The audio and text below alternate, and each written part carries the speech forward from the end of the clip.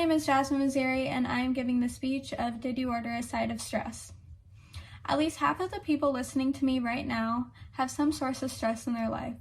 Did you know that 55% of Americans report themselves as being stressed during the day? This is according to the American Institute of Stress. As a graduating senior, I know the stress that comes with being a student, as I have been for almost all of my life. And like many of you, I've been stressed, whether it is because of an upcoming test or a speech, just like this one.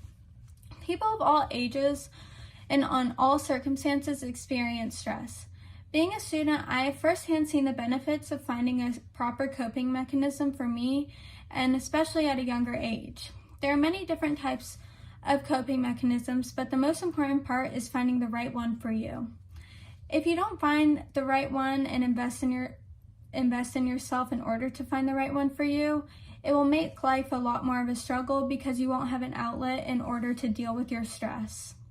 According to the Massachusetts Medical Society Alliance, some healthy ways in order to deal and cope with stress include asking for help, getting enough sleep, exercising, and relaxing, whether that be by practicing yoga, taking a walk outdoors, or reading or doing some sort of arts and crafts.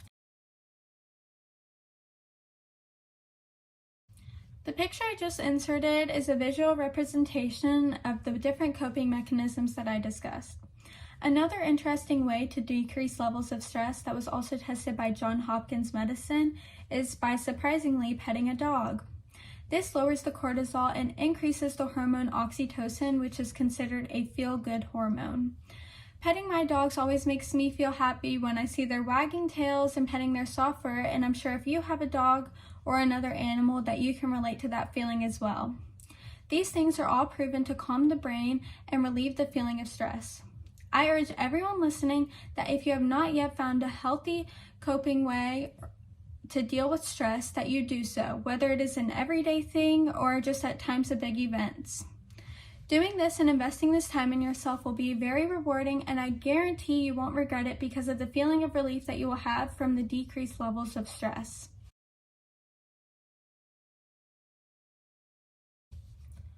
I have personally taken the time through trial and error and experiencing with different coping mechanisms to find what is right for me and what works best for me. What I have found is that working out as well as being outdoors is what's best for me. Working out is a great stress reliever because it reduces the body's stress hormones like adrenaline and cortisol, while also increasing the body's endorphins, and this research was done by Harvard Medical School. Going outdoors is also a great stress reliever for me because it distracts my mind and lets me think through what is causing my stress and also what's happening in order for me to combat that. These are both two good ways to cope with stress as well as all the others I named, but it is important to remember that you have to find what's right for you and also see the different impacts that each coping mechanism has on you in order to find what is best for you.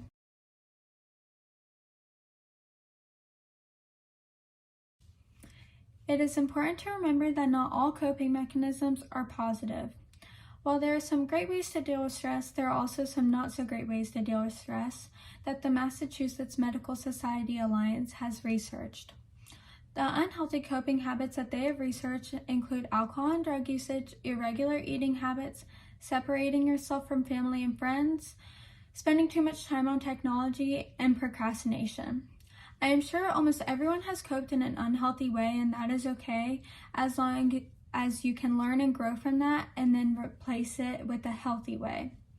I am guilty of procrastination, as I am sure many other people are, but when I replace that with a healthy way of coping, I see the difference, and I realize to myself how I'd rather have just done it in a healthy way from the beginning instead of procrastinating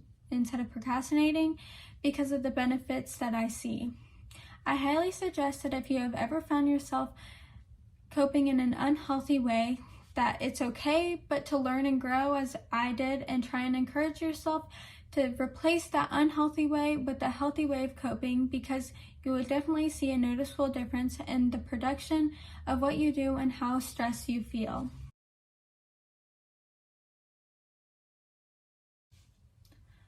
Dr. Bill Kafalis has spent time researching the different warning signs and effects of stress and what it does to our body. And the most common warning signs that we have are a raised blood pressure, raised pulse, and raised heart rate. These are all extremely unhealthy for the body, and it is another important reason that you need to find a coping mechanism that is right for you. When you start feeling these warning signs, you can use that coping mechanism in order to help with how you are feeling. Stress is something that can even lead to death if the warning signs are happening often enough and are very extreme. And with how young we all are, stress is something that we need to learn how to manage. Have you ever felt your head pounding, sweaty or flushed, sick to your stomach, or have blurred vision? Dr. Kafalis has also researched, and these have shown to be the most common secondhand effects of stress. I know when I felt any of these side effects that performing one of the coping mechanisms that is most helpful to me is always a good thing to do. Stress is a feeling that is inevitable, and finding the proper coping mechanism to combat how you feel is key. We are students taking a huge stepping stone into the next stage of our life, and we should leave the stress behind, or at least learn how to manage it and enjoy the present without any worries.